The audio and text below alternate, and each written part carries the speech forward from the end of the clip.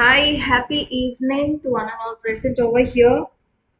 So this is Ramya again, and I'm going to be the course instructor for your 5 days boot camp on 3D modeling. And I welcome all of you to the day one of 3D modeling course, which is organized by Rotary Club of Madras Metro and supported and presented by Tech-iera Innovations Private Limited. So to let me know if you are all ready for the course to bang into it, kindly type in READY here in the live chat.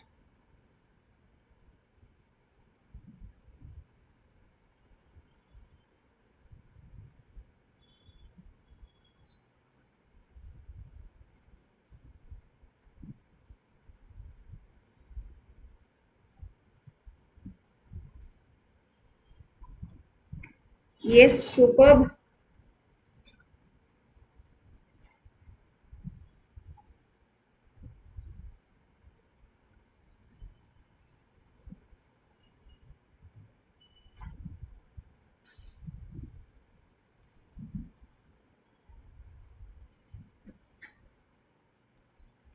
Okay, yes.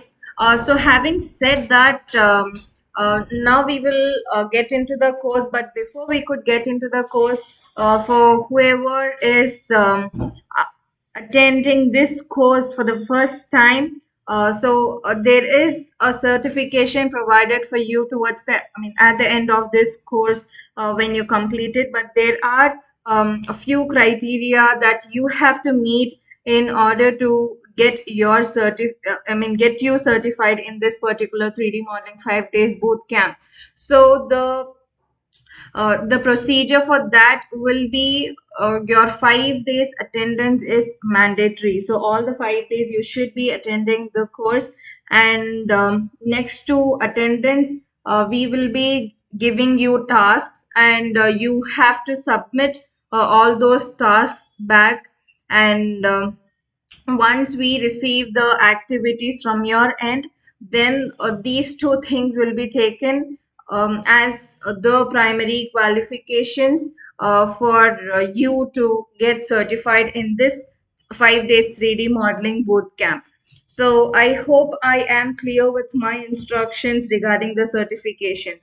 So to confirm your attendance for the day, in the initial stage of the class, I require all of you to specify your college name, your register number, and then your name along with it, and type here in the live chat so that our team will note down the attendance.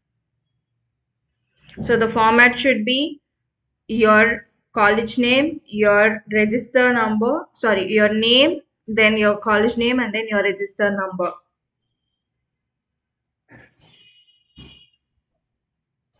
So type in your attendance in this order. So type in your name first, then just put a slash and then your college name in short, and then a slash and then the register number.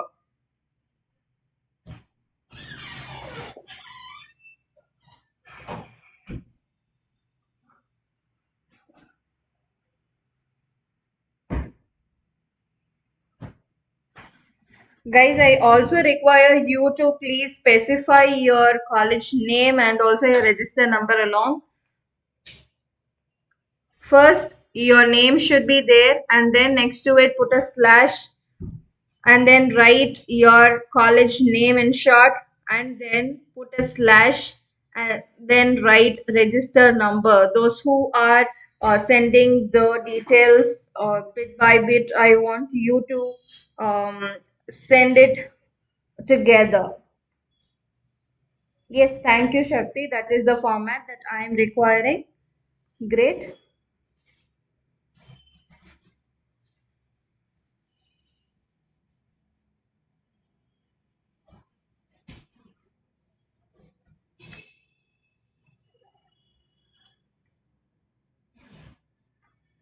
Superb. Yes, amazing.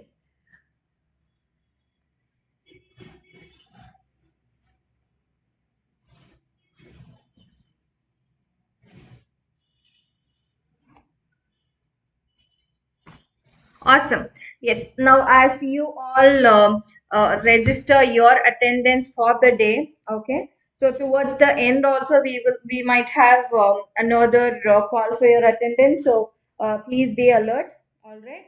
So now, having said that, we are going to get into the course, right? So as you all very well know that these 5 days you are going to learn about 3D modeling. Okay. So, before I could start that, I would require you all to take up a notebook and a pen or pencil with you, and please make a note of the concepts or whatever I tell you in your notebook and maintain the same. Superb. Thank you for the amazing attendance responses that you all are showing here.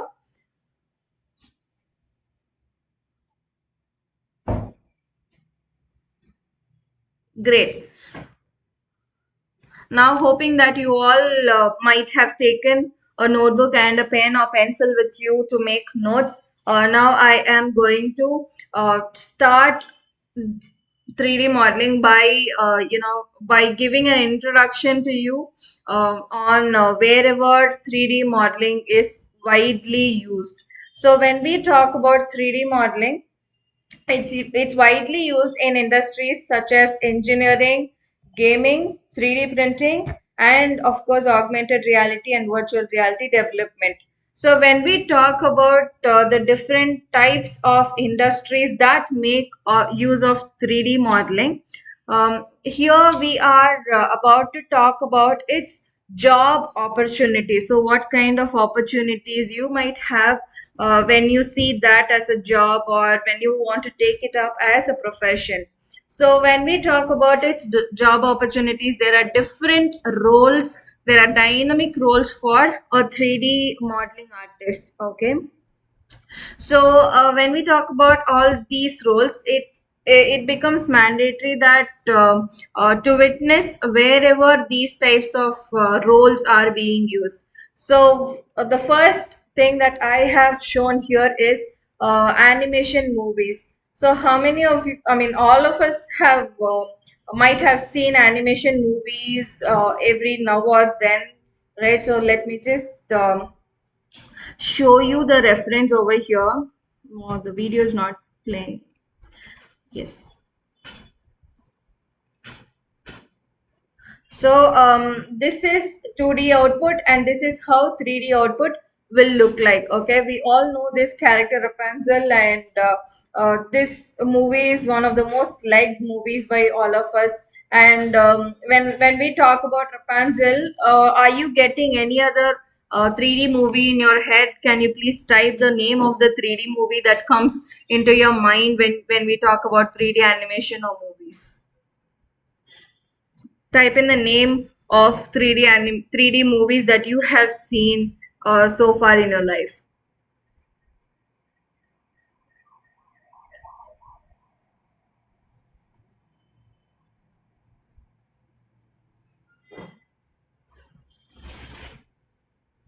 Okay, Mona, superb. Okay, good.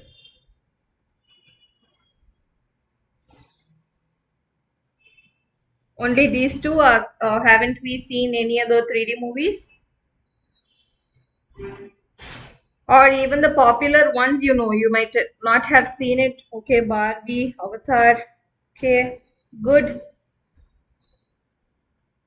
Okay, super. Finding Nemo. Okay, superb. Yes. I'm amazed with the kind of answers that you guys are giving me over here. Yes, so we have seen 3D animation movies, like whatever you have discussed over here in the live chat. So when if you are a 3D modeling artist, then then you have a major scope in all these kind of 3D animation movies or 3D animation videos as well. Okay, it needn't has to be necessarily be movies, just 3D animation videos are also there. So there also you have a good scope. So next to that, the 3D modeling field is used in architecture. Okay, so when we talk about architecture, every now and then there is a building being constructed. Okay, so when the building is taking its evolution, all right, so from visualizing the entire plot, all right, so if there is an entire plot, so the engineer will bring up a plan for that plot, right? So the plan will be typically a floor plan, which is nothing but a pencil sketch or a pen or sketch which is done in a paper, right? So the engineer will draw the dimensions using a pencil or pen, and then it'll typically look like a 2D drawing. I mean, it is typically a 2D drawing. From there, the process of showing the from there to showing the process of the building, whereas the elevation of the building is taken in count, right? So all of us might have heard about this term elevation, wherein the front part of the building and the side part of the building, which takes the primary role in showcasing the goodness of the building. So these things are addressed as elevation of a building. Okay, so when we talk about elevation of the building, then if you are a 3D designer or modeler, so there too you have a good scope in the architecture, wherein you can come up with the ideas of elevation, or you can even use this for 3D visualization, which is now widely concentrated in architecture. Then where else you have the scope is product design and manufacturing. So there is a product which is being invented frequently, and for products to be visualized before they get into manufacturing, over there the exact replica of the product, whatever is expected to be the outcome, is designed as a 3D modeling. I mean 3D model, and then that product is being showcased, and then according to the approval from the client, or according to the changes that the client requires, so the model will be also enhanced accordingly. So here also you have a wide scope, and next to it you also have a vast scope in video games. So gaming is such an industry that is not perishing anytime sooner now. So here in video games also you have a good scope for 3D designing artists. Okay, so here I was talking about product design and manufacturing, and also architecture. So and previously when I was addressing that 3D printing is one industry um, that majorly uses 3D modeling artists, I told you.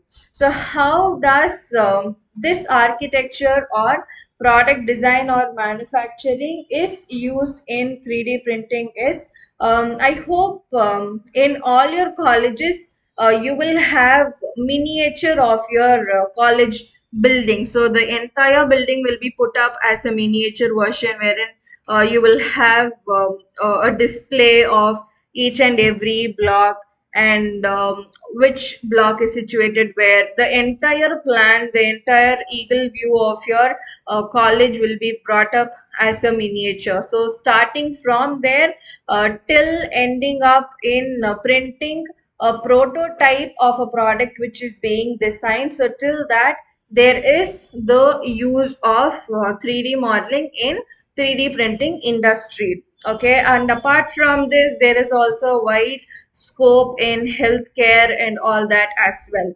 So this is how the field of 3D modeling is diversified in various domains and departments, and these many are the kind of job opportunities that you can look up to when you are choosing to be a 3D modeling artist by choice. Okay, so now having said that, when we talk about jobs, it is obvious that all of us will look up to the kind of salary or pay package what could be the salary or pay package for this. So if you are a 3D modeling artist, your average salary starts from 1.8 to 2 LPA, and it will go up to several LPA according to the skill set that you have developed, and according to the scaled departments that you take up when we talk about 3D modeling. Okay, so when we are addressing 3D modeling, it's not just about creating models alone. Okay, so now let me show you how a raw 3D model will look like.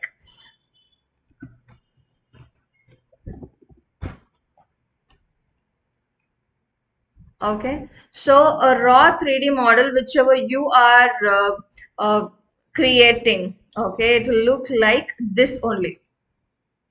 Okay, it will look like this. And the final output that we are able to see in movies and all, so there we get to see this final output of the character. So this happens because of a separate department which is called as texturing. Okay, Texturing, texturing. So here what is done is, the raw 3D model is undertaken into several other process, and then the skin for that particular model is being placed on the model, and then that is how we get to see the final output of the character, whatever we are witnessing in 3D animation movies and so. Okay, so texturing is a separate department when it comes to 3D modeling. Apart from texturing, there is something called as rigging. Okay, so this rigging is something, okay, the spelling for rigging is Rigging. Okay, it is addressed as rig, and this rig is nothing but the bones of a character. Okay, bones of a character or something. So if you are designing a character, so then obviously, okay, now let's consider this to be a mouse. All right, so this is a rat, and the rat will obviously have its own bones, right? So the bones will not be separate, the bones will be connected with one and the other, right?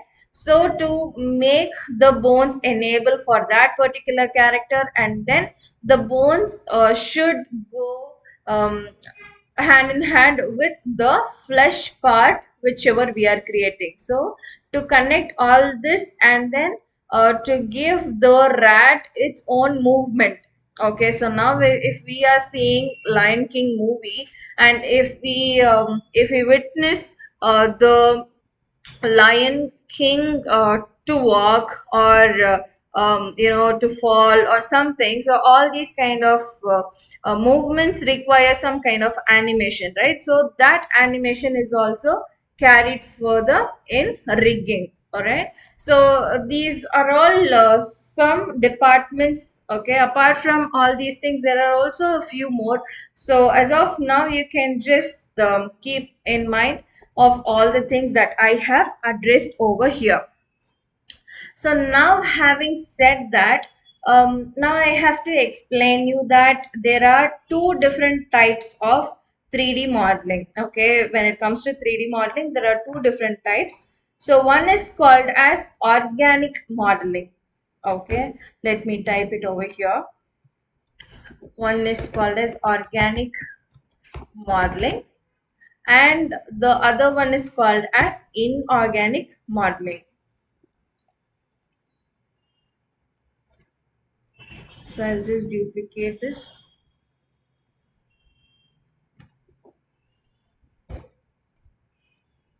So one is organic modeling and the other one is inorganic modeling. So what is organic modeling and inorganic modeling? So whichever does not have a movement with the bone. Okay, so whichever thing does not require a bone to be there for it to move. Okay, for example, let's say a pen, table, a notebook, or any kind of non-living things. Let's be precise. Okay, so these all don't require a bone for them to move. So over there, all these things become inorganic modeling. And then there is this another type which is called as organic modeling, so which involves the bones for any character or anything that requires to move. Okay, so over here we can address animals, humans. Okay, all these types of things will come under organic modeling. So here in our class, we will be learning about inorganic modeling, because to learn organic modeling, you might have to have basic understanding on what is modeling and what are the what are the main things that you have to concentrate when it comes to modeling, and all these things are required for you to understand the concept of organic modeling. So because of that, we are just going to concentrate on inorganic modeling mainly in our class for this 5 days boot camp. Okay, so now having said the two different types of modeling, now we are going to witness what is the difference between 2D and 3D. Okay, so as you are able to see the image over here. Okay, so here we have basic comparison between 2D and 3D. So when you look at this image, what is the first thing that comes into your mind? Someone who attended graphic design and UI UX course, can you answer this? When you look into these two images, what is the one thing that comes into your mind? So have you seen this 3D shape anywhere in 2D? If you have seen, what is it called as? So if you remember something like this, you can please type it here in the chat. Someone who participated in graphic design and UI UX course.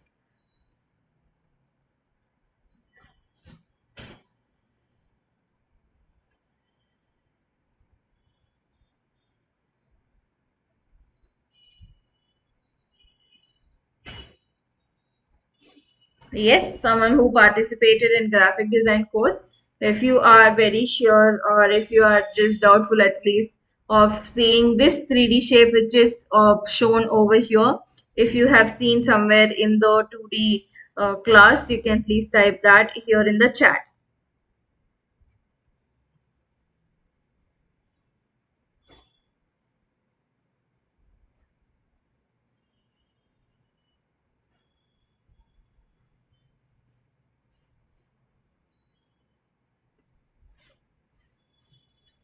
Okay, so as you are all typing it, okay, absence of z axis in 2D. Okay,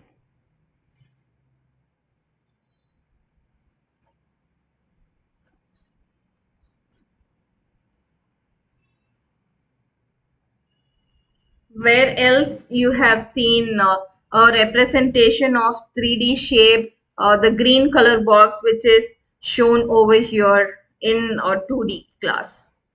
Have you seen it somewhere?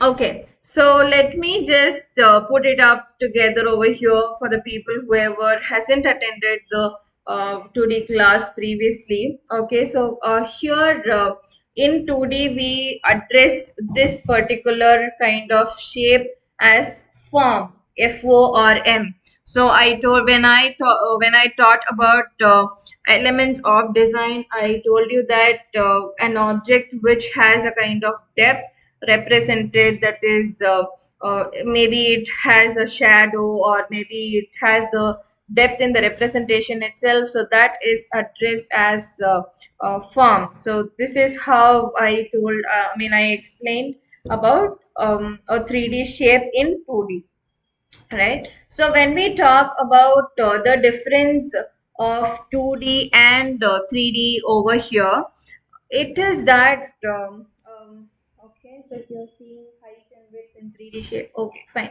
Yeah. So here, when we talk about the difference, so as you are able to see over here in 2D, this is addressed as height and this is addressed as length. Okay. And then when we talk about 3D, again, this is addressed as length and this is addressed as height, and the depth that you see over here is the width of an object. Okay, so this can be addressed as width and also it can be addressed as depth. Okay, depth. So how thick the object is, so that is the width or depth of an object. All right, so now when we talk about height, length and width and all, here there is a need for us to address about axis. Okay, so how many of you know axis here? AXIS, not that. If you have known what is axis, you can please type it here in the chat. What is axis according to you? What is your understanding on axis? AXIS. Where have you heard about this axis? Have you heard about the word axis anywhere?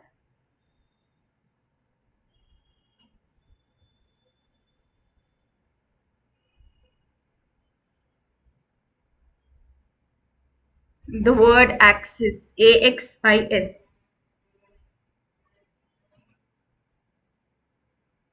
Okay, so here when we address the term axis, the two different things that, okay, let me display you something over here.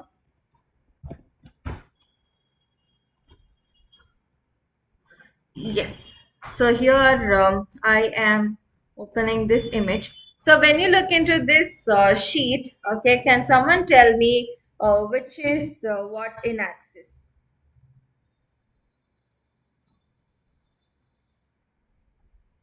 Okay, so here Shubham Kumar has said x-axis and y-axis. So can you please be specific which is x-axis and which is y-axis?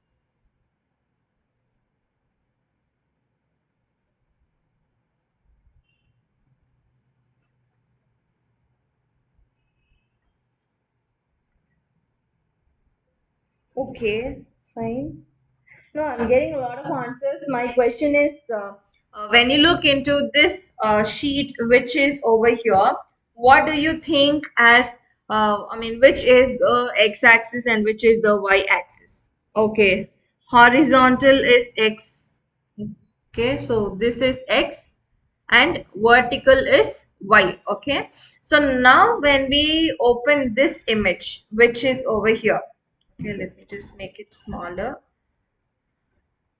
All right. So now when we compare this graph sheet with the image that we have over here, so now according to you, what do you think is the length and height of the sheet?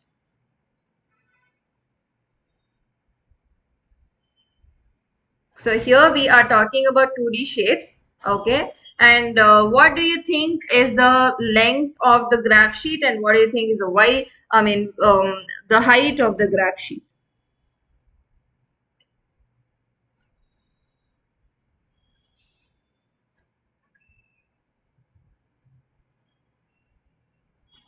Can someone answer for this? Okay, length is x-axis. Chandani is saying length is x-axis. Fine.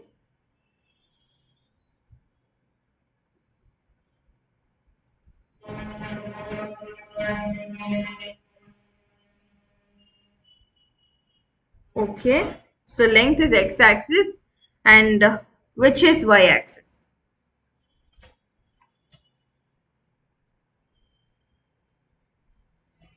Okay, height is y-axis. Okay, fine.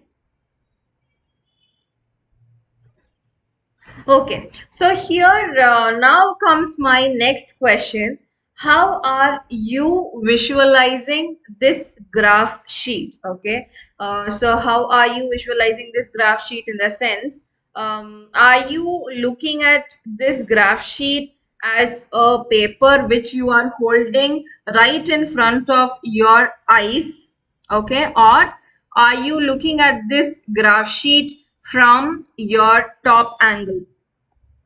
So I'm asking you two different answers, options, whether you are looking into this graph sheet as if you are holding it in your hand at your eye level, okay, or are you visualizing this graph sheet from the top angle? Have you kept it on the floor and are you seeing it from top? So how are you visualizing the graph sheet?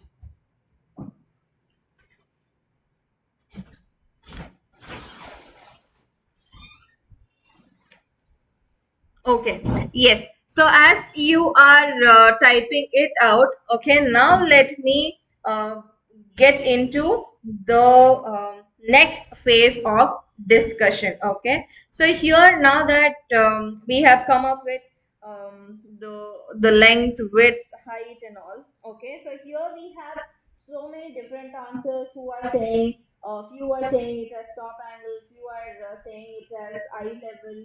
Okay, so there are answers from both the options that I gave you. So later in the part of the class, let me explain you why did I ask you this question. Okay. So now as we are going to get into the software or the tool, okay. So here the tool that we will be using to create 3D models will be Blender, okay. Blender. There is a software called Blender, and Blender is an open source software. So Blender is the tool that we are going to use to create 3D models. Okay. So here when we talk about Blender, it's just similar to the others two other softwares that we used previously, maybe Figma or Photoshop or Illustrator or anything else. Okay, just like how we use those different softwares to create 2D designs, graphic designs, and UI designs. So similarly, we are going to use Blender to create 3D models. Okay, so here let me show you how to download Blender. So once you are going into the Google search, okay, you just have to type in Blender. So once you type in Blender, you will have the this link which shows www.blender.org. Okay, so in that you can just go to download. Okay, if not, you can just go over here to the link and open the home page of the software. Okay, so here itself you will have an option which shows download Blender. So once you hit that download Blender, you will also you'll be redirected to another page which shows you this Windows installer as well as for other OS as well. Okay, if you are using a Mac or Linux or anything, so you can just download that considerable version of the software. So once you have hit this download Blender, the software will start to get installed in your system. Okay, so then once the exe file is downloaded in your system, you can just go ahead and as you install any other software into your system, the same way you have to install this software also. Okay, so once you have installed that, then you are good to go with Blender. Okay, so here now after I have explained you how to how to create or how to how to download and install Blender, now we are going to have a basic comparison between 2D and 3D in whatever we are going to do further. Okay, so for that, let me open my Figma.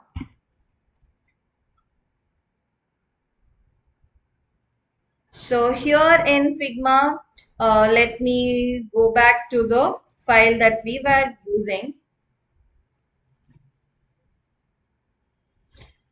Okay, so here, yes, let me go to this RCWCC. Right. So this was the file that we were creating before. Okay. Now over here, I'm going to zoom into this green color square. Okay. So now when you look into this green color square, can you please tell me which is the x-axis and which is the y-axis in this square?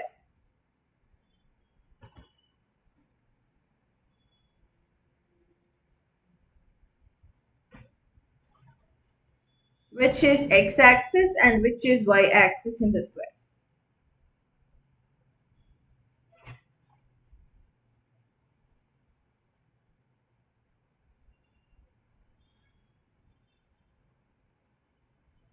Yes, are you able to guess or decide with whatever image we we saw previously?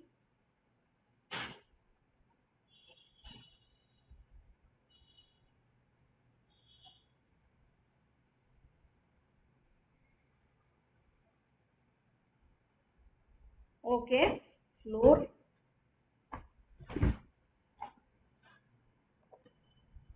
No, when you look into this green color square, okay, so which is the x-axis and which is the y-axis? Okay, so here this is the height of the square. Okay, and this is the length of the square. So here the length is x-axis and this y is this height is y-axis. Okay, so now please make a note of this part. Okay, so when you take this in 2D, the length becomes x-axis and then the height becomes y-axis. Have you noted it down?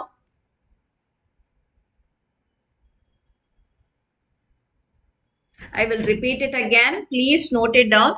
There is a point behind me addressing this a lot of times like this. So here when we talk about 2D, this x is the length and this y is the height. Okay, so here length is x and y is height. Okay, done. So now having said this, now we are going to get into Blender to witness what is that third axis. Okay, so there is the third axis which comes up when we talk about 3D. Okay, so till graphic design or till UI UX design, you will be witnessing only two axes. One is X and one is Y.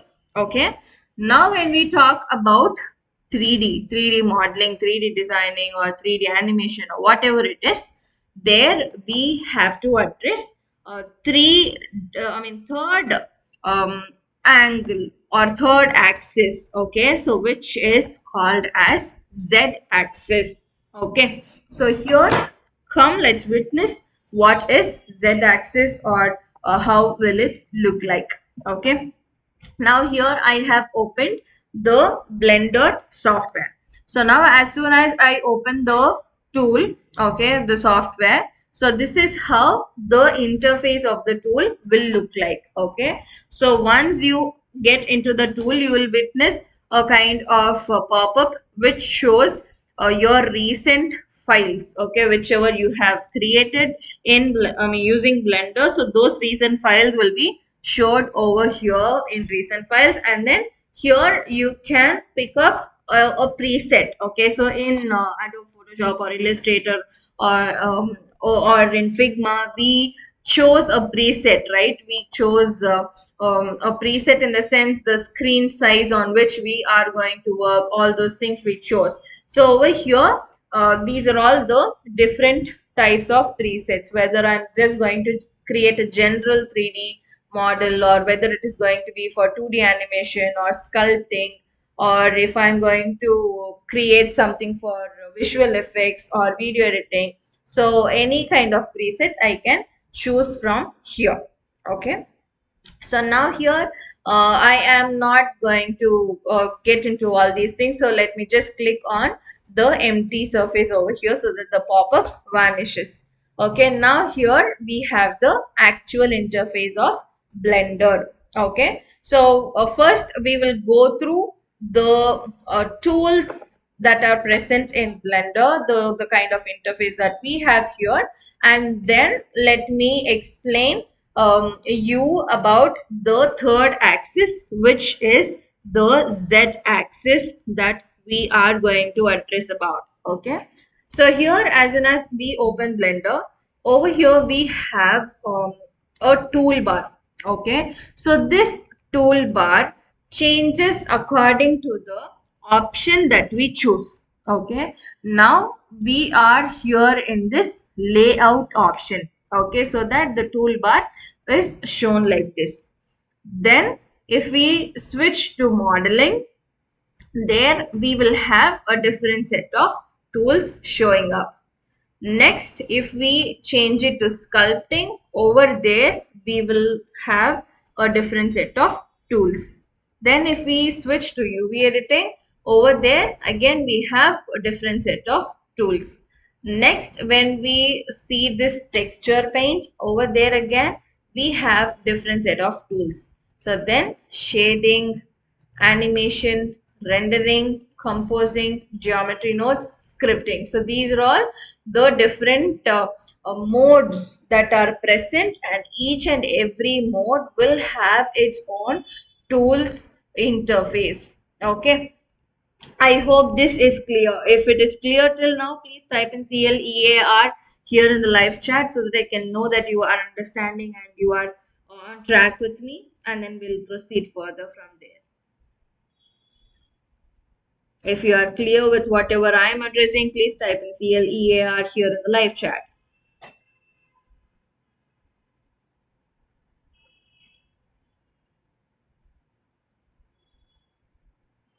Okay, super. Yes. So as you are all typing in the comments here, now we are going to explore into several other options which are present over here. Okay. So on the next options, now we have seen this toolbar, and then we have also witnessed this menu options which are present over here, right? So now having said the different tabs that are over here, towards the right corner, okay, so here in the right corner, we have a set of options, okay, so that says scene collection. So this is called as hierarchy, okay. So here hierarchy is nothing but we will be able to see and witness whatever is there in our scene. Okay. So here, let's say for example, now we have a cube over here. Okay, so this is a cube, and if you could see here in this hierarchy, you will be able to see that cube, which is also mentioned over here. Now, if I hide this cube here, the cube will be hidden. Okay, so whichever is there is present here in the scene. Okay, so all those specifications all those names will be shown over here in the hierarchy. Okay, and then we have a light. Okay, so here we have a light, and then next to the light we also have a camera which is present over here. So all these three things are only present as of now here in the scene. Okay, so that is why here in the hierarchy we are able to witness all those three different things. Okay, so now next to this, what we are going to see is this properties panel. Okay, so the panel that is over here is the is addressed as the properties panel. Okay, so this properties panel over here explains us about different types of properties present for the objects that we have over here. Okay, so now let's say now we have this cube over here. Okay, so the properties whichever are displayed here. Okay, so these are all the properties for this particular cube.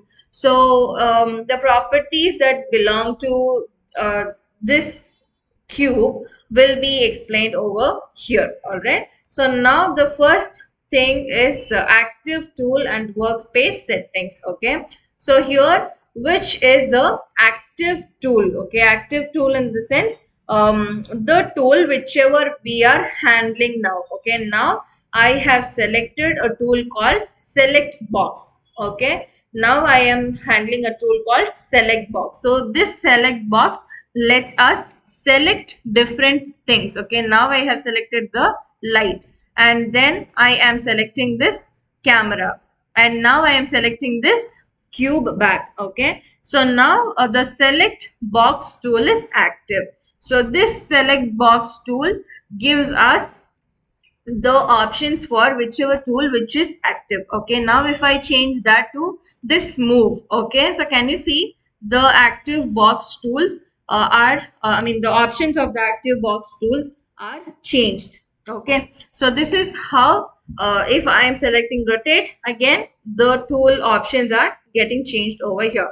So this is how the first property will react. Okay, so the next property to this is render properties. Okay, render properties is nothing but now let's say we are all witnessing these 3D movies and 3D videos, right? So when we view them, are they in low quality, or how are they brought up?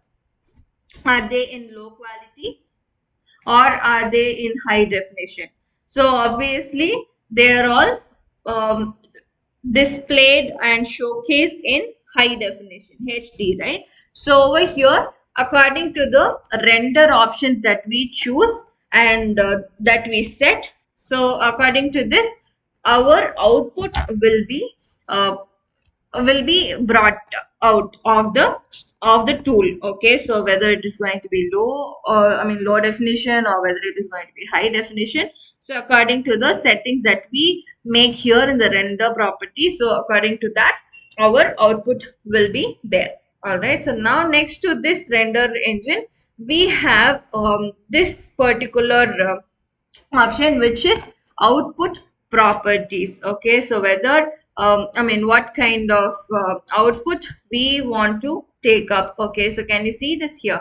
So resolution y, x, y, and the aspect of the entire scene that we want to bring up. So all those things will be displayed over here in the output properties. And next to that we have view layer property. So this is also one of the different property. And then next we have the option for scene properties. Okay, so here in scene properties we will be able to configure in what measurement, or on what properties we should be creating an object. Okay, so here let's say now we have this cube. Okay, so what measurement do you think that this cube will be in? Whether will it be in centimeters or meters or millimeters or kilometers? What could be the measurement of this cube? You can please type that here in the live chat. What could be the measurement that you think this cube has? Is it in millimeters or centimeters or meters or feet, or what could be the measurement that you think the cube will have?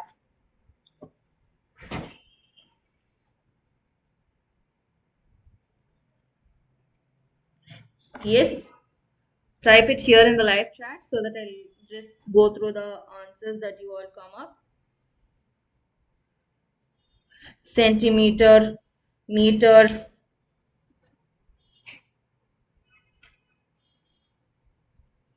in XYZ only, but in what units do you think these come up with?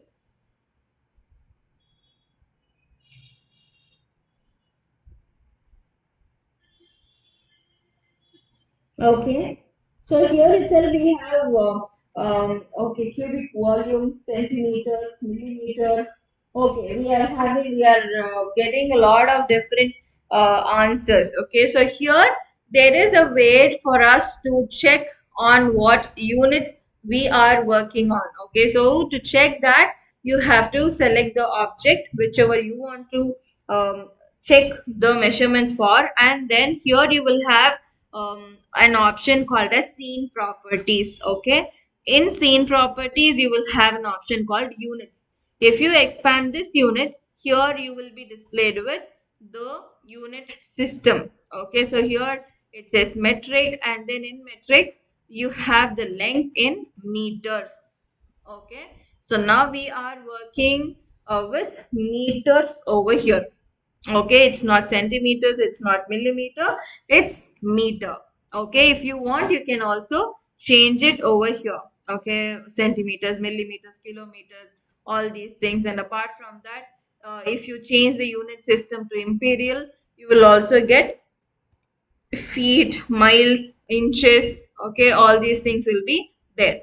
So here imperial, when you are working for any architecture or something like that, over there you can choose this unit system to be imperial, because in architecture and all that only you will require the units to be in feet or inches, because the floor plan that you get will be in inches and feet. Okay, so over there you might require to change this unit system to imperial and then work on it. But other than that, if you are going to work for any other purpose, you can just leave the unit system to metric, and then you can change the length to meters or centimeters or whatever it is. Okay, so here this is how you can check on what on what units you are working on. Apart from that, you also have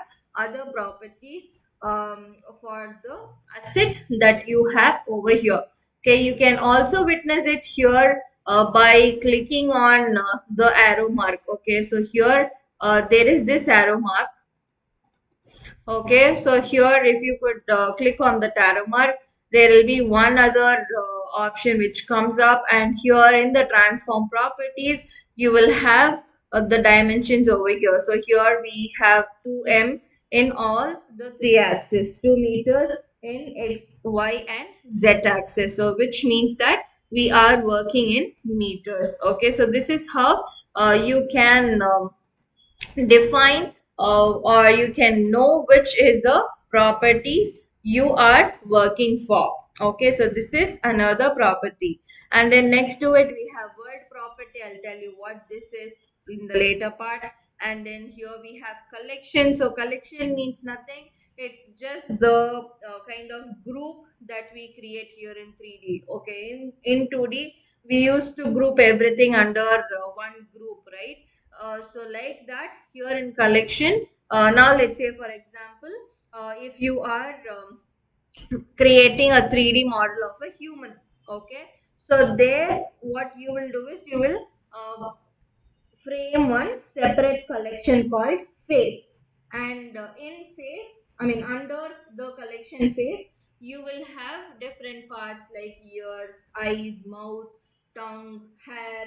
Okay, so all nose, all these types of different parts you will be having inside the collection called face. Okay, so this is the precise example on letting you know how collection works. Okay, so now having said about the collection, then we have the transform properties, okay, which is object property. So now here we have this location x, y, and z to be 0 in all the three axes, and then the same thing for rotation as well, 0 in all the three axes, and then we have the scale set to be x, y, and z, and all the three axes have one one in its measurement. Okay, so here what we are going to do is that we are going to witness how these transform properties will appear like. Okay, so over here, now I am just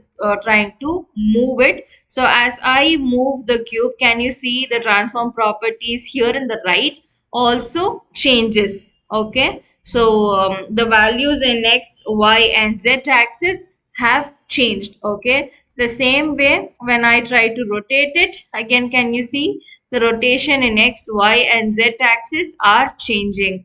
The same way, if I tend to scale it, the scale values also change accordingly. Okay, so these are all the object properties. And next to object properties, we have something called modifier. I'll tell you what that modifier is about in the later part.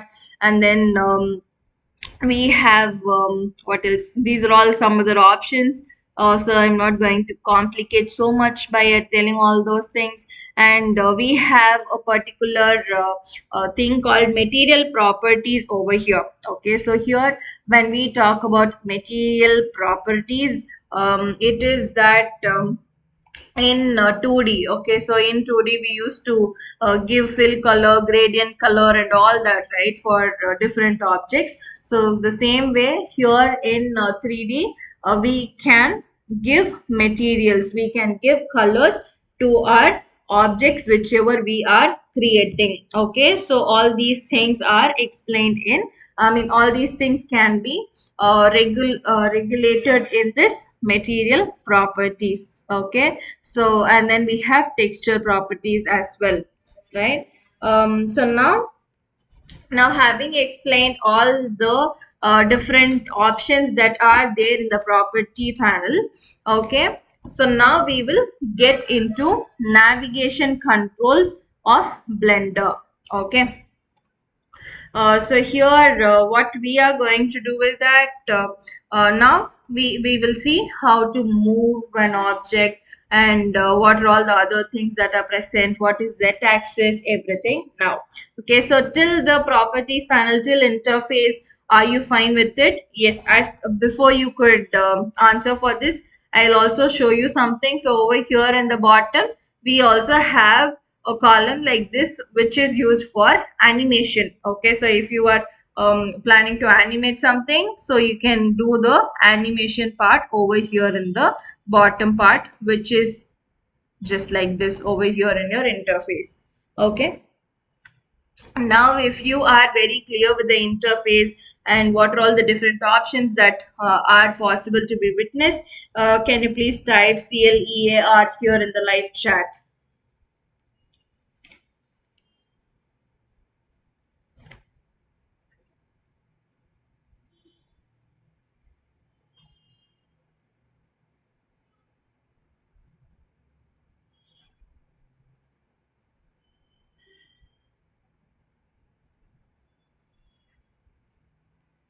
Yes. If everything is clear for you till this interface, you can please type in CLEAR clear here in the live chat.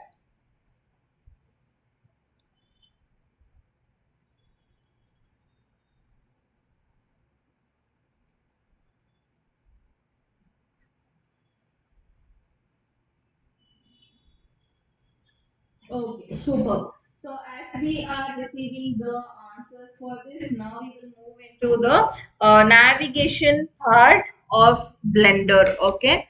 So here, please note all the controls and shortcuts, whichever I am going to tell you. Okay. So now, what we are going to see first is how to move an object, or how to create an object first. Okay, so let me, I mean, before I get into that, now we will see how to create an object. Okay, I have deleted the cube which was already there. So now I am going to show you how we are going to create the object. So to create an object, all right, so you have to go to this add option which is on top. Okay, there is an option called add, and once you click on add, you will have different options showing up. So from the different options, you have to choose this mesh. Okay, mesh, mesh, and in this mesh you have different shapes that are available. Okay, so to bring it as a comparison, what I would tell you is in Figma, once we go here, we have different shapes that we show up, right? So the same way in Blender, if we give add and if we choose mesh, there are different options which are shown. Okay, so here we are going to go and click on any object that we want to be put up here in the interface. Okay, so now let me choose cube. So as I choose cube, a cube is added over here. Okay, the shortcut for this is shift plus A. Okay, now let me just delete it off. The shortcut for this is shift plus A. If you press shift plus A, then the add option will be shown up. Okay, there again you can just choose whichever shape you want to bring in. All right, so this is how you will add a new object into the scene. Okay, so now here I mean in 2D we used to add a rectangle or a square, but here we have added a cube. Okay, now next to this, once we have added the object, okay, so we are going to learn about a few other controls. Okay, so here before we learn the controls, okay, so in our interface, can you see, can you witness these two lines, one in green color and one in red color? Okay, there is one green color line and one red color line. Can you guess what these lines are? If you can guess the lines, can you please type that here in the chat? What do you think these lines are about? What lines are these? The red color line which is here and the green color line which is here.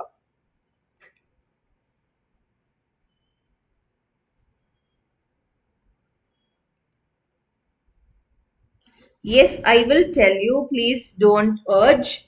Just try to keep up the flow with me. What do you think the lines are of? Y and X axis. Superb. So here, what do you think is Y axis and what do you think is X axis?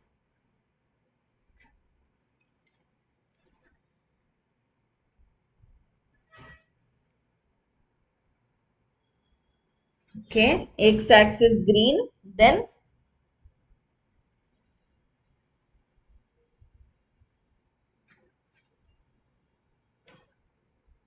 yes, they are X and Y axis. Green is length, green Y axis, X axis red. Okay, so here red line indicates x-axis and green line indicates y-axis. Okay, and what could be the z-axis? So z-axis is the height of the object. Okay, so here can you see? So here we have the blue color line. All right, so now let's yeah, so here we have blue color line and this blue color denotes the z-axis which is the height. Okay, so previously when I was showing you this one and asking you, there I was very specific on what is x, what is y and all. Okay, so this is the reason, because here in 3D your length is x, okay, your height is z and your width is y.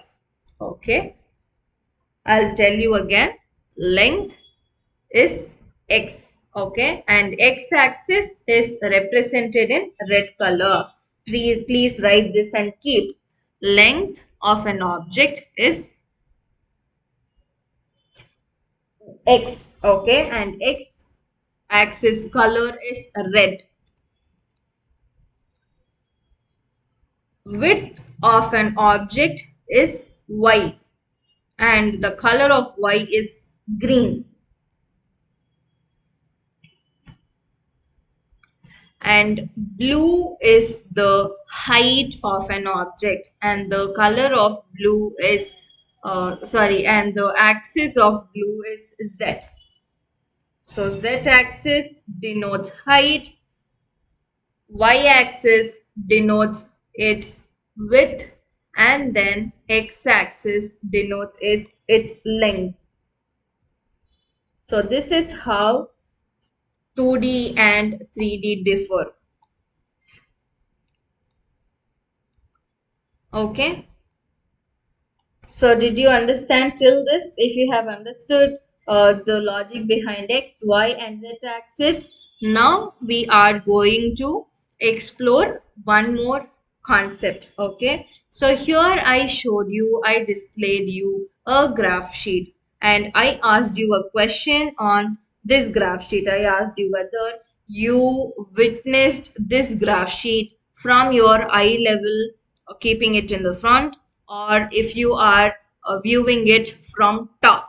Okay, so there I asked you this question, wherein here when we witness this 3D interface over here. Okay, so now we will witness it from top. Okay, so this is how your graph sheet is designed. Okay, so it is designed as if you are witnessing it from top. Okay, so you will have x-axis like this, and you will have y-axis over here. So that is how here the same logic is applied over here.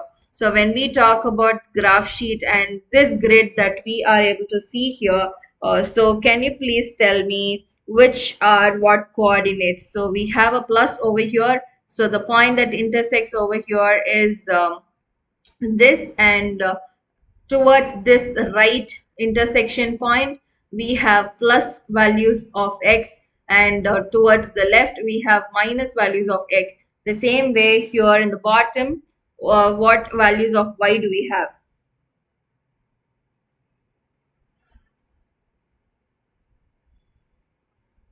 The bottom of this intersecting point of y axis, is it positive values or negative?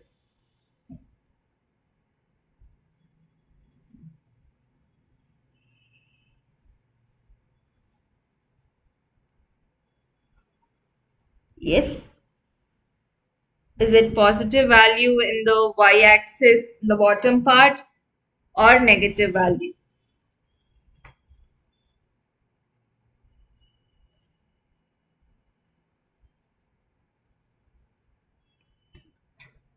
Okay, so please take your time and drop a message here in the chat so that I am not giving you the entire answer, as this is a very basic question, right? So now here we are again going into this part of Blender, right? So here when we witness this grid which is over here, this red color line is, we are witnessing this from the top view. Okay, so when we witness it from the top view, this is how our x-axis looks like, and this is the y-axis. Okay, so which is the length and width of the object, and as we tilt it over here, we have the height of the object, which is the z-axis. Okay, so this is how you can know the differences between x, y, and z-axis. Okay.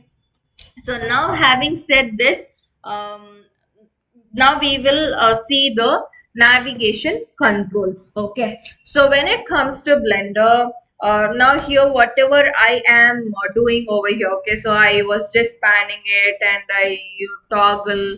Okay. And then I zoom in and zoom out. Okay. So all these types of controls are having some shortcuts. Okay. Shortcuts or the navigation keys. So here, as soon as you open Blender, okay, towards and right you will have some 4 different icons like this. Okay, so from that, if you click and hold on this icon which shows the hand symbol, okay, so if you click and hold like this, your entire viewport will be panned. Okay, so the one that you are witnessing over here is called as viewport, VIEW PORT. Okay, so here when you click and hold this hand icon, the entire viewport pans. Okay, so next to this is we have an option wherein we can tilt the view of the object. So to tilt the view of the object like this, we have to hold on Alt button in your keyboard. Okay, Alt button. Please write Alt button, and then along with it you have to hold on left mouse button. Okay, so in your mouse there will be this left click button, right? So you have to hold Alt and then you have to hold on left mouse button, and then you can just drag your mouse so that the views are tilted. The third one is zoom in and zoom out. So zoom in and zoom out, just like any other softwares, you just have to scroll in your scroller in the mouse and scroll out to zoom out. Scroll in the scroller in the mouse to zoom in and scroll out to zoom out. Okay, so these are the three major controls. First one, to toggle, to pan the entire view. Here we have to click and drag the hand icon which is here. Okay, so that the view is panned. I mean, so that the viewport is panned. Okay, if you want to tilt the view and see on how from all the directions, you have to hold on Alt in your keyboard, and then you have to handle your left mouse button. Okay, and then use it. Okay, and then the third one is to zoom into an object, you have to use the scroller in your mouse. You have to scroll in to zoom in, and scroll out to zoom out. Okay, so this is how you will control the three major controls over here. All right, so now after doing this, okay, so for some people it might not work. Okay, so in that case what you have to do is that go to edit option. Okay, in edit option you will have something called as preferences.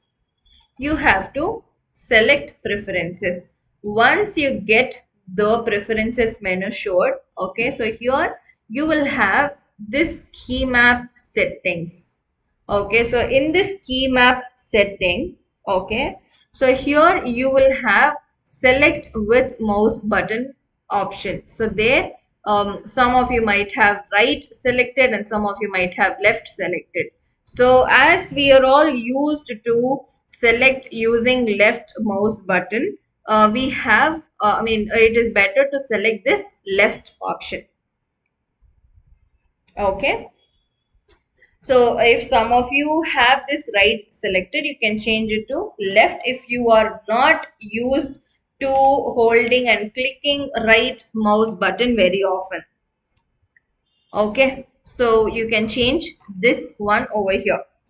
After you change that, you have this input settings over here. Okay, so here if you see in input settings, you will have this emulate 3-button mouse to be turned off. Okay, what you have to do is you have to check that box on, and then over here you will have this emulate numpad option off. You have to check that option on. Okay, so these two settings you have to do over here. So these are the two different options you have to check, and then once you are done, here you will have the hamburger menu. You have to click on it and give save preferences, and then your preferences will be saved. Okay, then you can close it so that you will be able to regulate with the controls that I tell you about. Is it clear?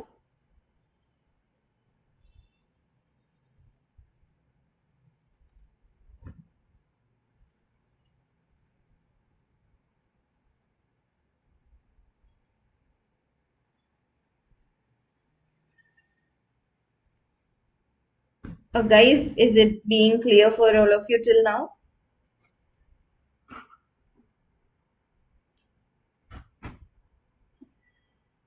Okay, superb. So now, next to this, we are going to explore few other options. Okay, so to explore all those options, what we are going to do is that first thing is here we have this orange dot which is in the center. Okay, so here when we look into this box, there is this orange dot in the center. Okay, so this orange dot is called as the origin of an object. Okay, ORIGIN, origin. Okay, so this orange dot is the origin of the object. Okay, and then the one circle which is with red and white color and all that, so this is called as 3D cursor, CURSOR. Okay, 3D cursor. The orange dot is called as origin, and this red and white circle is called as 3D cursor. Okay, so before I tell you what this origin and 3D cursor are used for, now I am going to teach you three major other controls. Okay, so one is grabbing or moving an object. So previously I was moving this object like this, right? So now I am going to tell you how to do that. So to do that, by selecting the select box tool, okay, I need to first select the object whichever I want to change or transform. Okay, so by selecting that, okay, if I want to move my object in any direction, okay, I have to press G for grab. Okay, grab, G key in the keyboard. If I click on G, the orange outline will turn as white. Okay, so previously the outline of this object was orange. So as soon as I press G in the keyboard, the orange white line, outline has turned to white. So as soon as it turns to white, I will be able to move the object anywhere in the scene. Okay, so then if I want to move it in any particular axis, okay, now let's say if I want to move it in x axis only, okay, so there what I will do is I will hold G plus G and X, okay, X in the keyboard, G and X, so that the red line is highlighted and I will be able to move my object only in the axis I want. I will tell you again, if I want to move my object in only one axis, okay, in only one restricted axis, so there I have to press G and X, and whichever axis I want to move the object in, so that axis I want to press. So if it is going to be X or Y or Z, so whichever axis it is, I have to hold that key. All right. So now if I want this to move in Y axis, I will press G and then Y, so that I will be able to move the object in Y axis only. Okay, if I want to move this object in Z axis, okay, so there what I will do is that G plus Z, so that the Z line is highlighted and I will be able to move the object in Z axis alone. Okay, so the controls work like, if in case you want to move an object in only one direction, in only one axis, so there you have to hold, select the object first and then press G and then press the axis letter whichever you want to move it in, X or Y or Z. So if I press X, I will be able to move it in X. If I press Y, I will be able to move it in Y. If I press Z, I will be able to move it in Z. Okay, so this is how I can grab and move an object. Is it clear? Type in clear if it is clear.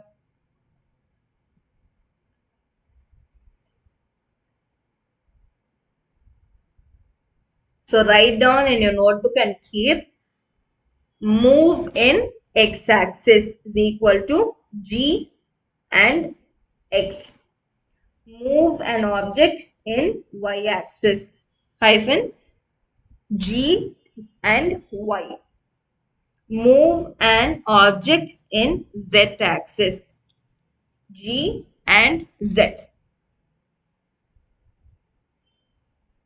Okay, now we will move to the next command. So now I told you that if you want to move it in one particular axis, okay, one restricted axis, I told you that you have to operate it using that one axis key. Okay, now what if you want to move an object or do any manipulation for that object in two axis, leaving only one? Okay, for example, if you are planning to move or rotate or scale an object only in x and y axis but not in z axis. Okay, so there what you have to do is G.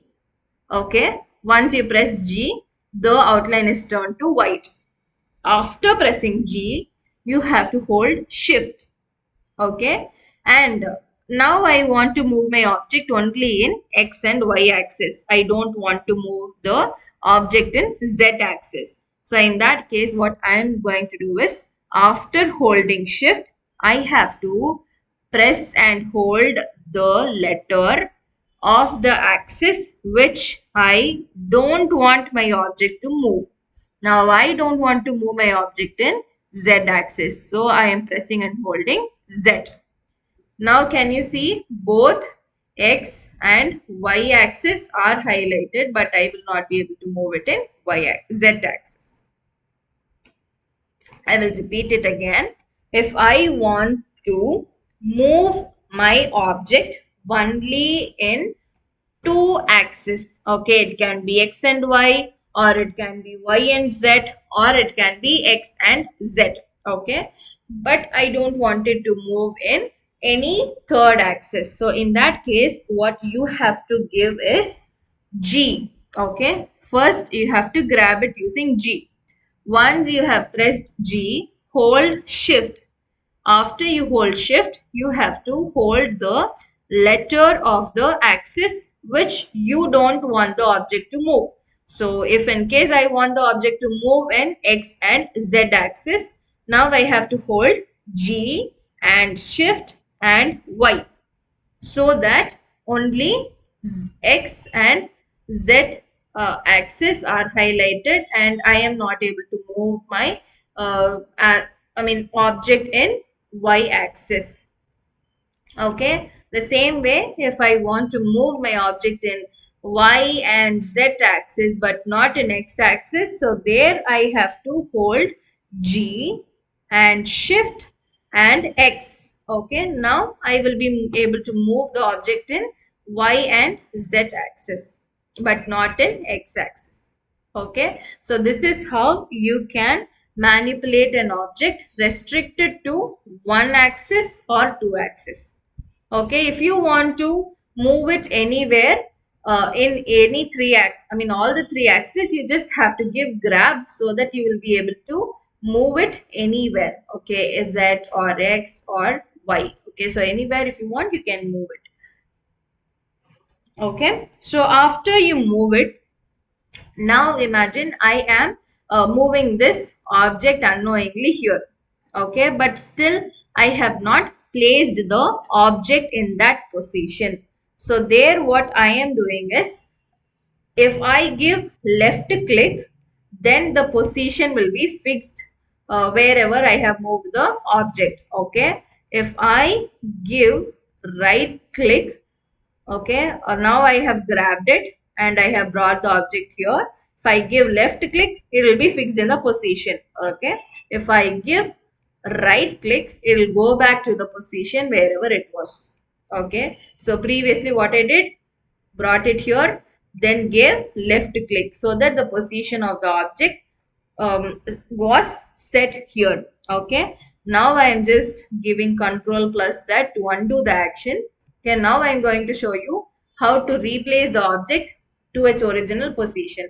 So once I press G and move the object unknowingly like this, and if I give right click, it will go back to its position. Okay. So this action you can do it only as soon as you grab an object. Okay.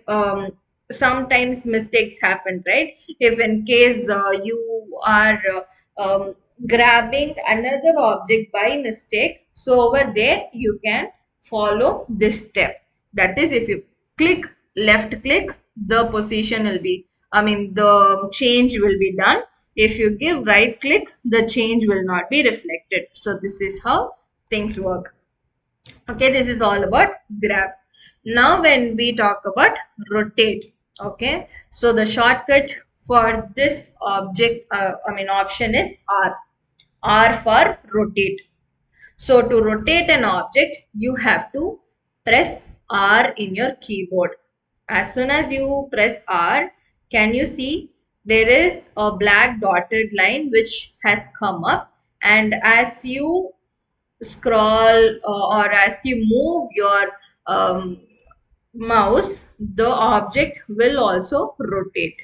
Okay. So previously when we discussed about grab, and when I told you, if you want the object to make the change in one axis or two axis, all those things I told you, right? So the same logic applies over here for rotate as well. If you want the object to rotate only in x axis, okay, so there you have to press R, and then if I want it to move in, rotate in x axis, so there I will click on X. Can you see now the object is rotating only in x axis? The same way, if I want the object to rotate in y axis, okay, so just to show you, I am changing the axis like this, changing the view like this. So here now I will give R to rotate. Okay, and then if I wanted to rotate in y axis, I am clicking on Y, so that as I drag my cursor, the object rotates in y-axis. The same way in z-axis as well. So again, just clicking on R and holding Z so that the object rotates only in z-axis. Okay. The same way, if you want the object to rotate in two axes but not in one axis, so there you have to click R, Shift and Y, or R, Shift and Y. So there you will be able to rotate the cube in X and Z axis. Okay, so there, can you see it? So there you will be able to move it in X and Z axis but not in Y axis. Your rotation will be restricted. Okay, so this is how you can rotate an object. Once you here you can also control using the keys which are over here. So this is move, the second one is rotate. Okay, you can also rotate things like this. Okay, so the same way, if you click on move, this is how you can move it.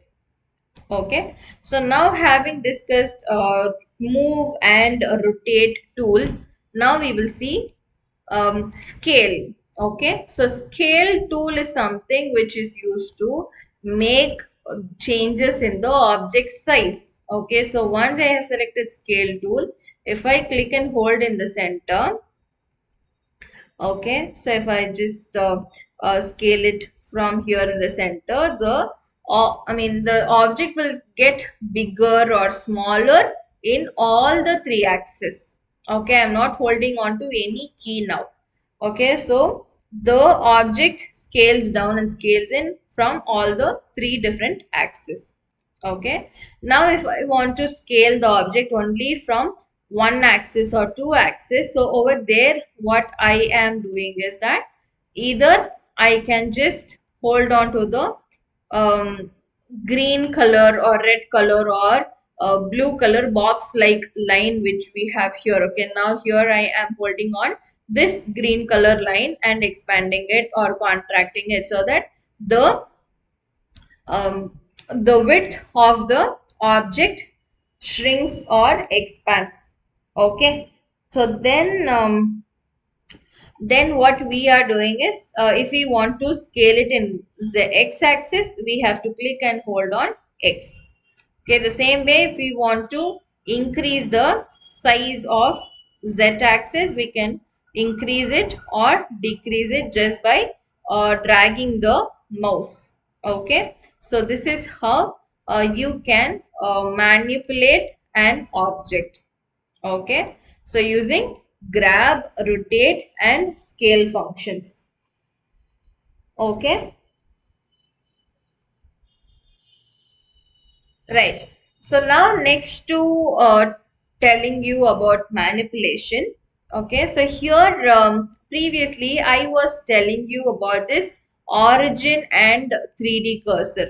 Right. So I told you that the orange color point which is over here is the origin, and the red and white color circle which is over here is the 3D cursor. Okay. So now we are going to see about origin. Okay, so here origin point is something which acts as the center point of an object. Okay, this is also called as pivot point, P-I-V-O-T. Okay, the orange color dot which is over here is called as origin. Okay, and this origin is also called as pivot point, and this origin point acts as the center point of an object. Okay, so now here I will show you something to let you know about this. Okay, so here we have where do we have our origin point? So now we are seeing it from the top view, okay, top orthographic. So here we can just, if we hold Alt and if we move our cursor, or even if we select X, Y and Z over here, so you can see which view you are viewing the object from. Okay, so from okay, now we are seeing this object from bottom orthographic. That is, we are seeing an object from the bottom part of it. Okay, if I tilt it to X, now we are seeing the object from right side. Okay, so then if we move it to Z, now we are viewing the object from the top. Okay, so now if I give -x, now we are viewing the object from left side. Okay, so like this you can toggle the views over here. Okay, so that detail you can see here in this part which says orthographic or something like that. Okay, now here we have seen about how different views are given. Okay, now let's discuss where the origin point is located. Where is this origin point in this box? In this cube. Where is it placed? Where the orange point, which is the origin, is placed?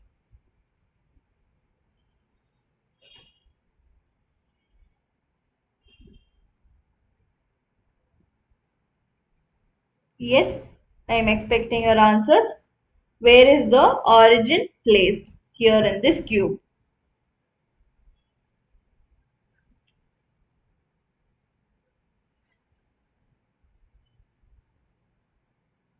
You can type here in the chat. Should I repeat the question? I asked, where is the origin point placed in the cube? Here we have the cube, and where is the orange point placed? Middle of the width. Okay, can we keep it in this way? Middle of the cube. Okay, the center of the cube is where the the origin is placed, right?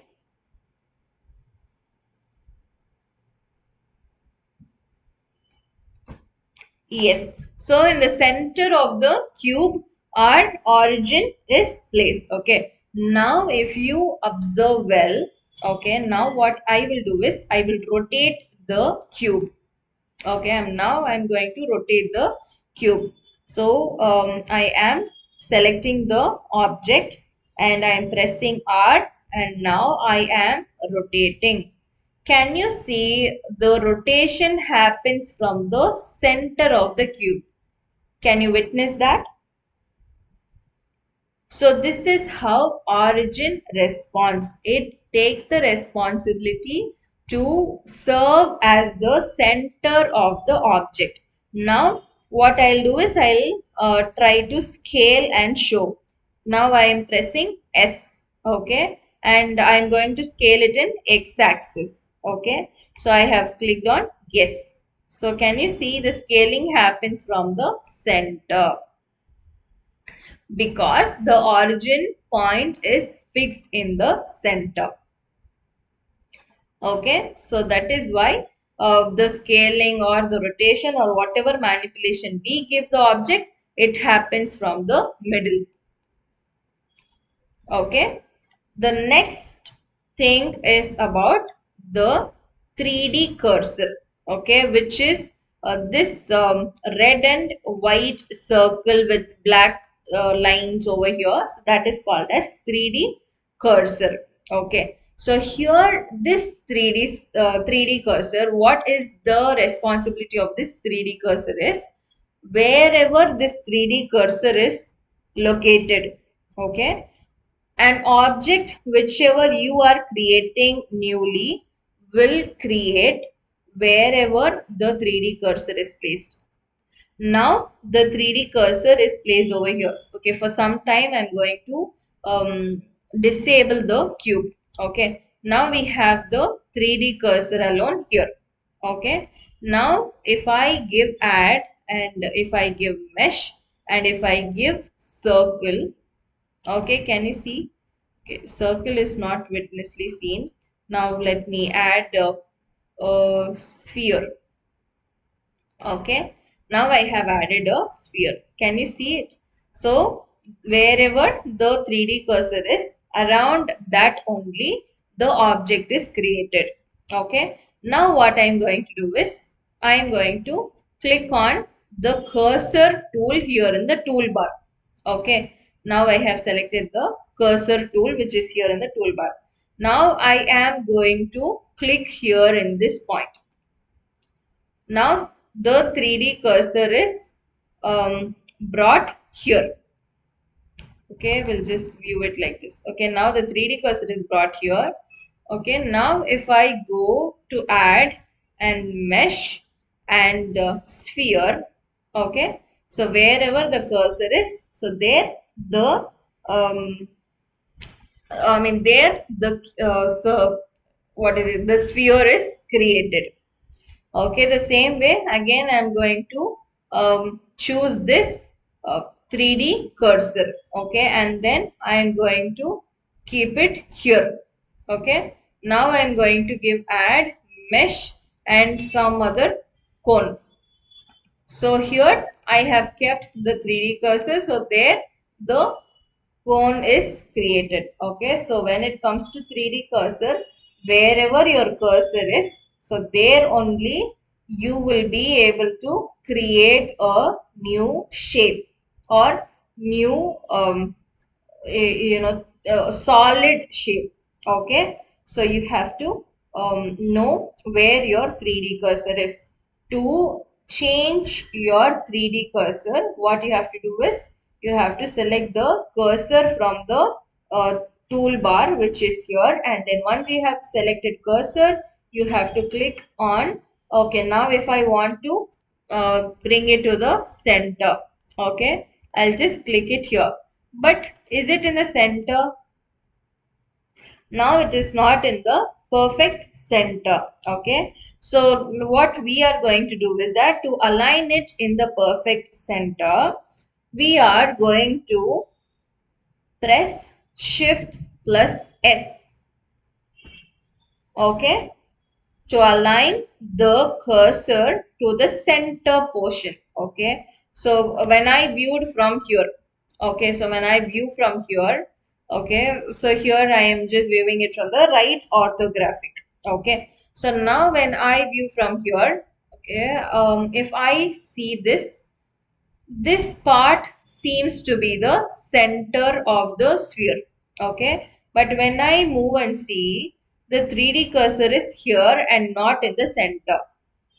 Okay, so now for this, what I am going to do is that hold shift plus S.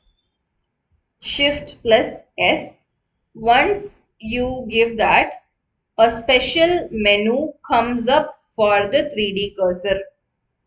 Okay, so the shortcut or the menu for the 3D cursor is shift plus S. Okay, so here if I choose cursor to world origin, it'll align to the center. Can you see it now? Again, if I again now what I'm doing is I'll go back to the selection tool. Okay, this time I'm going to select the cone. Okay, now the cursor is here.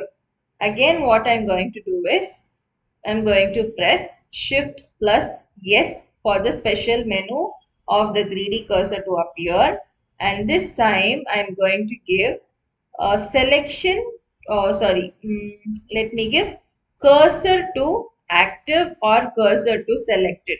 So if I give cursor to selected, so whichever object I selected, I had the selection, so for that the 3D cursor will be moved. Did you understand about this 3D cursor? If you have understood the 3D cursor, can you please type in understood here in the live chat? Okay, so the shortcut for scale is S. R for rotate, G for grab, and S for scale. And the special menu to show up for the 3D cursor is shift plus ES.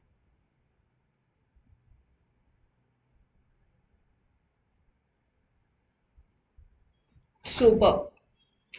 Now let's say I am shifting this 3D cursor to the center point. Okay, so for that I am pressing shift plus yes, and this time I'm giving cursor to world origin.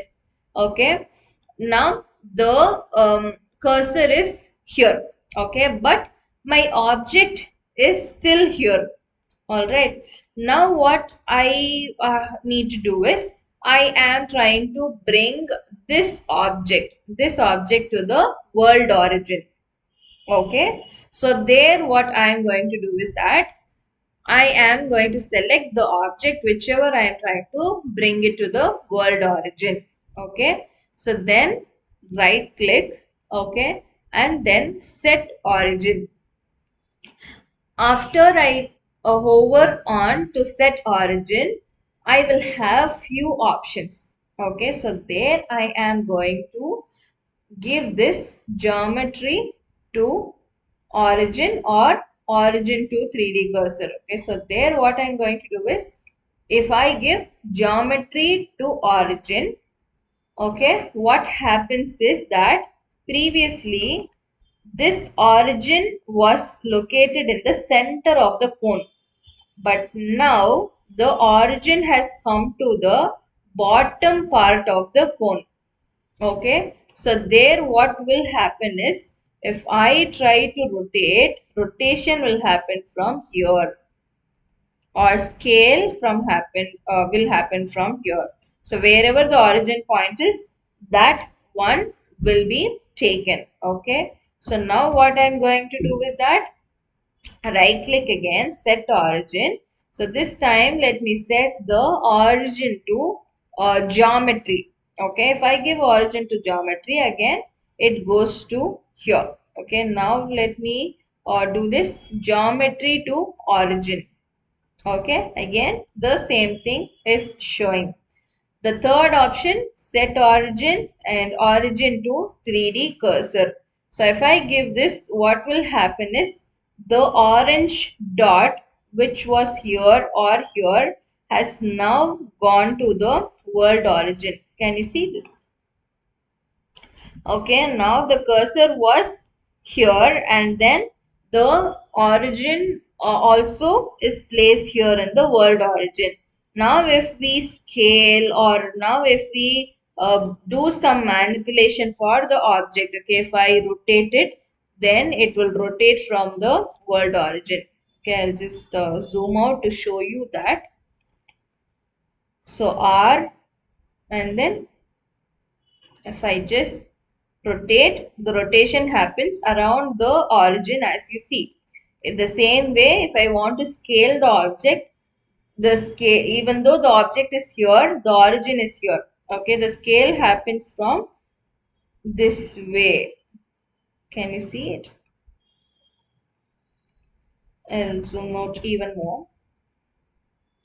So it scales like this.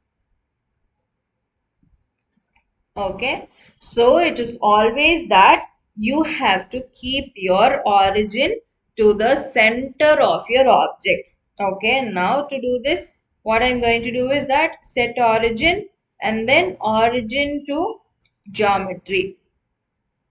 Okay, or set origin to geometry.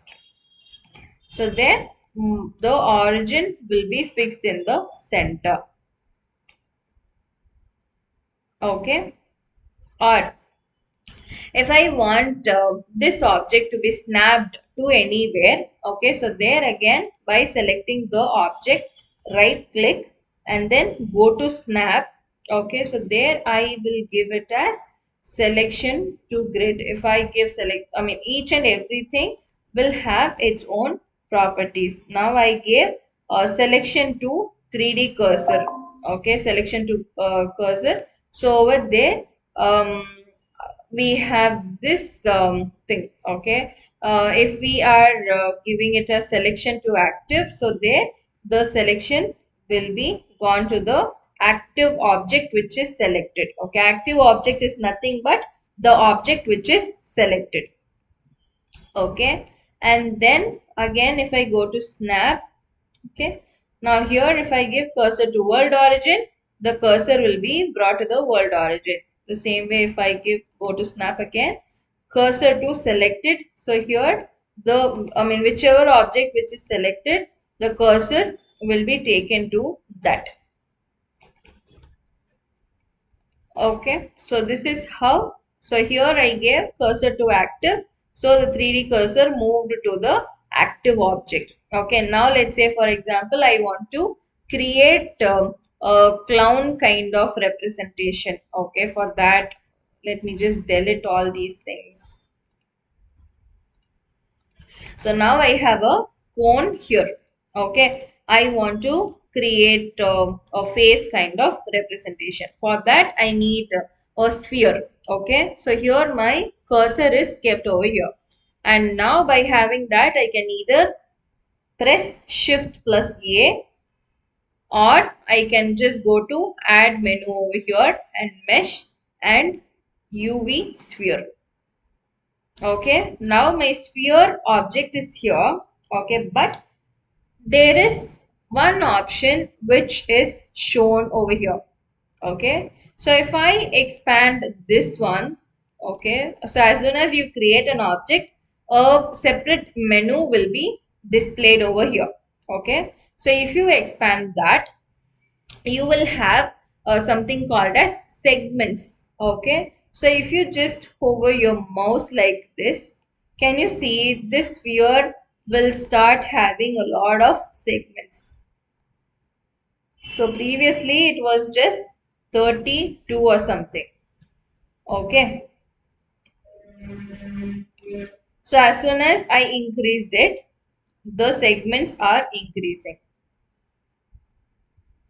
Okay, so the same way, if I hover rings, Can you see the rings are increasing in the vertical thing? Okay, so this menu is a special menu. So other than this, I mean radius also you can regulate. Okay, but other than these things, the location or rotation you can access anytime. Okay, but these type of things where you are adjusting this segments, radius or rings and all will appear only immediately after you create a shape. Okay, now if I click this object and if I click on this object again, the option will not be shown here. Okay, whatever you are creating or whatever option you are giving for the very first time when you are creating an option, so then only you will be able to make the changes. Okay, now let's create. Now what I'll do is I just hide this viewer and also this cone. Okay, now I'll move this to world origin.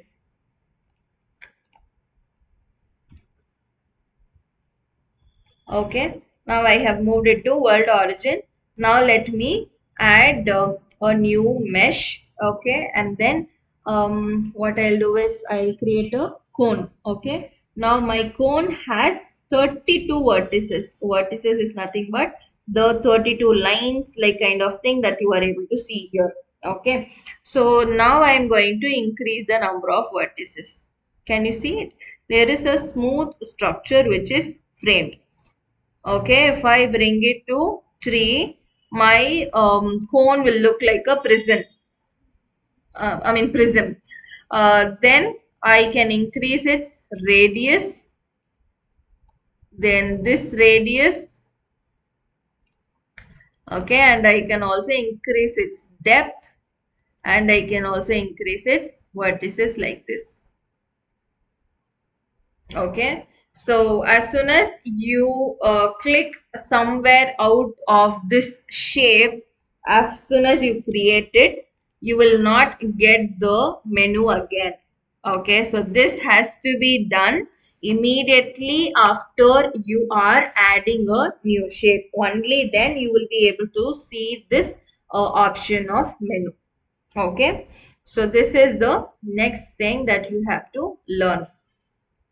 All right, so apart from that, here we will now learn one more thing alone, and till that, after we learn that, we will close the session for the day. Okay, so here what I will do is I have an object over here, right? So I'm just going to create a duplicate of this object. So to create the duplicate of this object, I right click and then duplicate objects. So now the object is duplicated. So I am knowing that by seeing that white outline which is here. Okay. So now what I'm going to do is that I am going to move this object in y-axis. Okay, that is in the green line. So for that I am holding on y. Okay. Now let me move it here and keep. Alright, so the same way again I'm going to right click and duplicate object, and this time let me move it in X. Again I'm going to duplicate it, and again I'm going to move it in Y and move it and keep it here. Okay, now I have some 4 different objects. Okay, so 4 different objects here in the scene. Now let's say I want to uh, select multiple objects.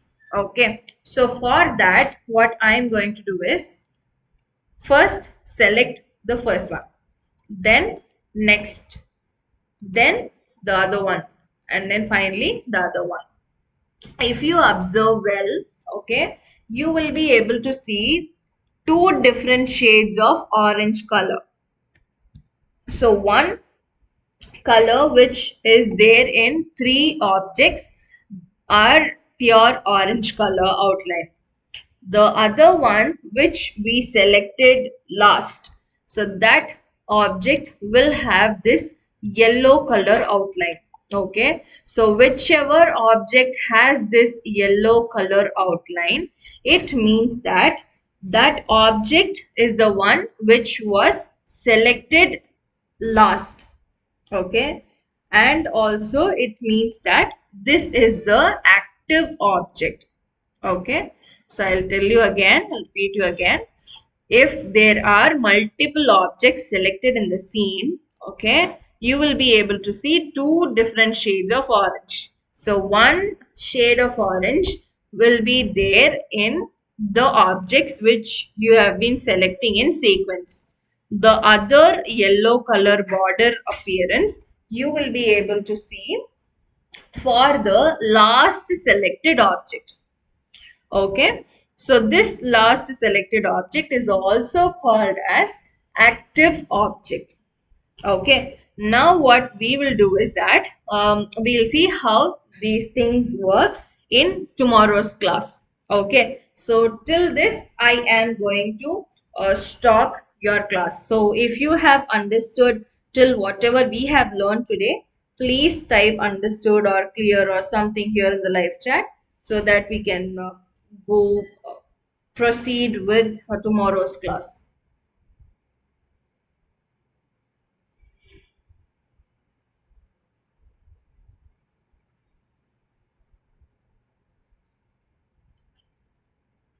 So this is how, I mean, you can select holding on shift. Okay, you can just go to select box here. Okay, and then you can just select one after the other by holding on shift. Now I have selected the first one, then hold shift and select the other one. The same way, hold shift and select the objects. This is one type. Okay, if not, there is also another type where you will press B in your keyboard. B as in bad or something, or box or anything. Okay, so B in your keyboard, then you will have these two lines. Once these two dotted lines appear, you just have to drag whichever object you want to select. Now I have dragged to the entire place. Now even the light and the camera and all these things are also selected. Okay. So if you don't want to select something, you have to hold on Shift plus B. Okay. And then if I am just scrolling over here, then you can deselect the object. Okay. So here, yes. So here what will happen is, as soon as you prefer to deselect, the object will turn to yellow first and then only it will turn to black. Okay, so this is how you will deselect something.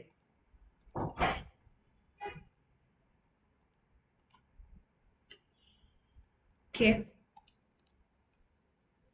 Yes, so this is how things will work when you are handling multiple selection and multiple deselection or something. All right. Yes. Now WCC girls alone will get an attendance link here in the chat. So others from other colleges, please don't register your attendance in that. Only girls from WCC will be attend. Giving their attendance in the link which I am going to post now. Others, please join in tomorrow's class, and looking forward to address all of you tomorrow as well. There are so many other good techniques that we are going to learn, and you can please make use of this 5-day boot camp, which is organized by Rotary Club of Madras Metro and supported and presented by Tech-iera Innovations Private Limited. So WCC girls, here is your attendance, and thank you so much everyone, those who have participated in this session today. Looking forward for tomorrow's class. Thank you. Bye. Good night.